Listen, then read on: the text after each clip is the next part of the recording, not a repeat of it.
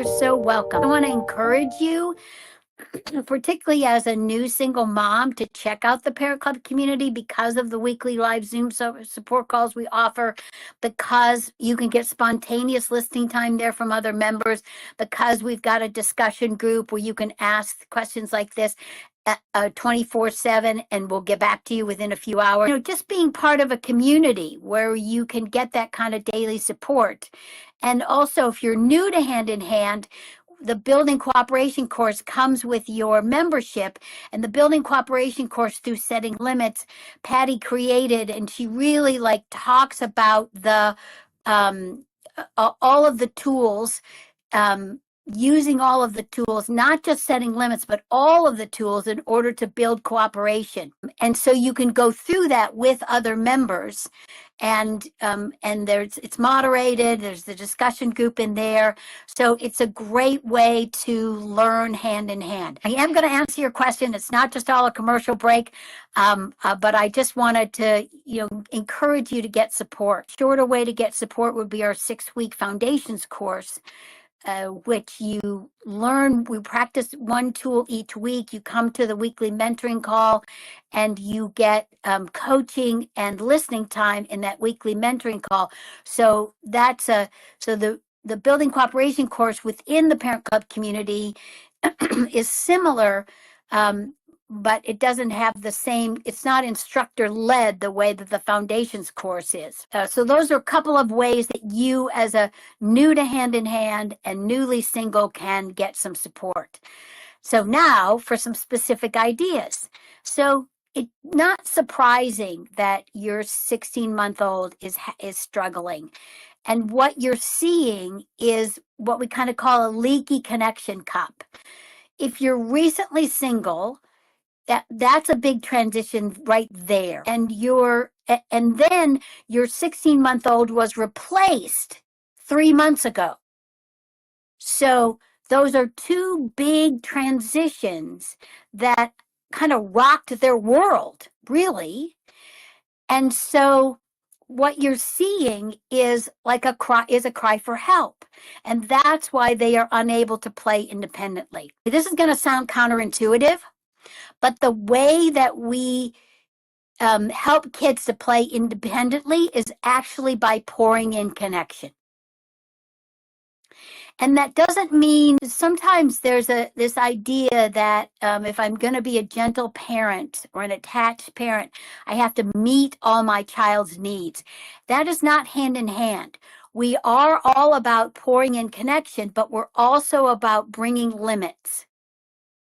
But when there is a leaky connection cup and a child's world has been rocked, then just holding the limit of, you need to go play independently, you need to play by yourself, mommy needs to do this, you need to go over there and play, they can't do it. They're not capable of it.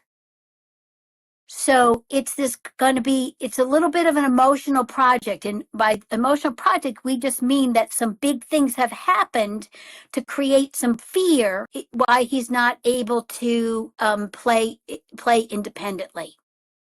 So with an emotional project, and again, in the Parent Club community, we have a whole resource guide on how to do an emotional project, because there's 3 prongs to it.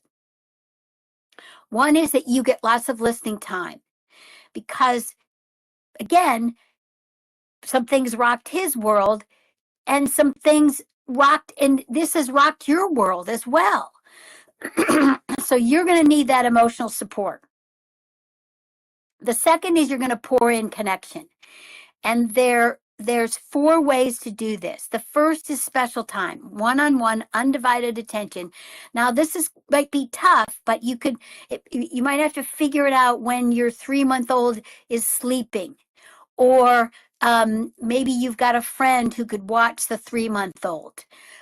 Maybe there's another mom or another parent with whom you could sort of do a get-together where they watch their child and your 3-month-old while you give your 16-month-old special time. And then maybe you swap, and now you've got both your kids so they can give their child or children special time.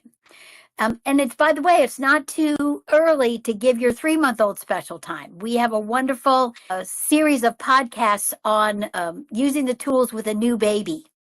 And that talks about giving babies, little ones, special time. There's a great article, A Little Special Time in the Morning.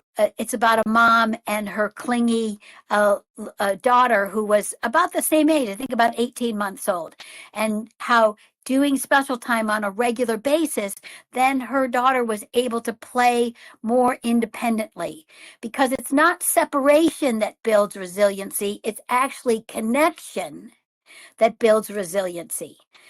So that's number one, is special time. Then number two is rough and tumble. And you can rough and tumble with a 16-month-old. You can, in fact, one of the ways that we work on separation with little ones, we do this instinctually. We throw them up in the air, and there's this look of a little bit of terror on their face, and then we catch them, and they laugh and laugh and laugh and laugh. And we throw them up in the air, and go, and we catch them, and they laugh and laugh and laugh and laugh.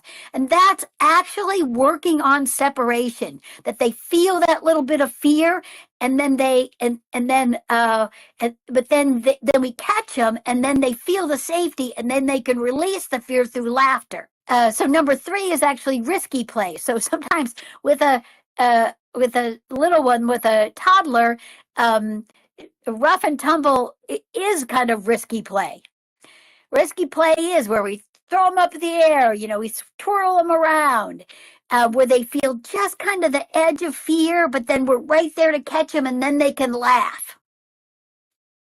And then the fourth is babying them, because your 16-month-old has been replaced, you still want to pick a few moments during the day where you swaddle them, hold them in your arms, and I remember when you were first born, I just wanted to nibble on those little toes and nibble on your little nose. Be playful in terms of like mistaking your 16-month-old for your 3-month-old, and you take your 16-month-old like you're going to put them in the baby carrier, the baby seat that's for the 3-month-old, and then you realize your mistake, and you're oh no, you're not the baby, and see if that gets laughter going. It might actually bring tears. You do want to bring little limits. As you said, yes, your son's very sweet and loving to your 3-month-old, but can't stand when I'm tending to her. My 3-month-old wakes up, and every little sound, I feel it's impossible lately to put her down, even if she stays asleep, because my son accidentally wakes her up, so I've got her in the Moby wrap majority of the time. Yeah. I always say that there's a half of parenting is emotional, and then there's half of it is logistics, where you are trying to figure out the logistics of parenting these two and giving them both your good attention. And it's a logistical difficulty. It's a logistical struggle. So again, that's why we want to get you to get some listening time support. So last thing I wanted to say about this is that when your 16-month-old screams and cries his head off, that is a really good thing. And that is actually improving his development. Because, this is not neurologically correct, but it's really just a kind of an analogy or an imaginative way to think about the brain. If you imagine that we have these neural pathways, right? And when we're listening to a child and listening to them scream their head off and cry and tantrum, and we're beaming this strong nonverbal message at them, I'm not worried, beaming our love at them, and just a little bit of verbal empathy, like, I know, it's hard. Yeah, I know. I'm right here. But you don't let him crawl into your lap so that he can tamp down the feelings. You kind of hold him just arm's length away, or, you're right next to him where he's thrown himself on the ground, but you don't let him crawl into your lap. That crying builds these new neural pathways in the brain that oh, I can move through these feelings and I'm not going to die. The fact that they're in such a state, and that's where we have to get listening time. Just know that as long as you are there beaming your love at them, that they're going to move through those feelings, even though it looks awful at the time. Imagine it's like puking. Okay, so when a child eats something that doesn't agree with them, or that's a little tainted, and the body's natural response is to get that food up and out, and it can be projectile vomiting, and it looks awful, and it looks like it's painful, but that's what their body needs to do in order to heal. Well, having those tantrums, those big feelings, that's exactly what's happening, that it's healing, that he's getting those feelings up and out. It's so hard to listen to and watch them to be so distressed. Yes, I know. My son says, I don't like this. It doesn't feel good. Yep. You're so welcome. You're so welcome. Remember, every storm runs out of rain. Yeah, that's beautiful. And you can even, that's the kind of reassuring thing you can say to them, like, I know it's rough right now, sweetie, but we're going to get through this storm. I think we're still going to have a good day. But 95% listening and just maybe 3 to 5% with a little verbal empathy. Also in the Parent Club community, there's a video from Patty. She did this wonderful video on helping children with fear, which is what, these kinds of big transitions for kids can put a little fear in their nervous system. And she talks about there being 2 prongs. The third prong, or actually I call it the first prong, of course, is us getting listening time. But those 2 prongs are what she calls overfilling the need, which is that's pouring in connection. And the second is propose listen. And so one of the things you can do, your 3-month-old is okay and doesn't need your immediate attention, you can propose to your 16-month-old, I'm going to have to go take care of the baby, sweetie.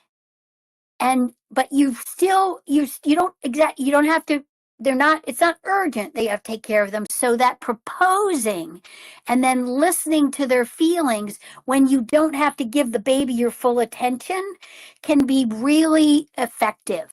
One of the reasons that I recommend short, frequent doses of special time when you have this kind of emotional project is because it is the microcosm of those 2 things. It is overfilling the need because you're giving your child undivided attention for that 2 minutes or 5 minutes or 7 minutes. You're pouring in your attention. They get to do whatever they want. That fact that they are in control helps counter the fear. And then the timer goes off. So then you propose that you have to go do the dishes. So they bump up against that limit and they feel that separation, that you have to go do something else, but it's not urgent. You can just step back. And so you've created the separation that they can feel. And now you can listen to their feelings. But let's say, you have to get dinner in 30 minutes, then, just offer 5 minutes of special time. And then and when the timer goes off, you propose you have to go do something else. You step back, they feel the separation, but you've left a buffer of time where you can listen to their feelings. So thank you all so much for tuning in. I hope you will check out the Parent Club community. Oh, you're so welcome. You're so welcome. We're here for you, especially when parenting gets tough, and we're committed to making it easier and even a little bit more fun.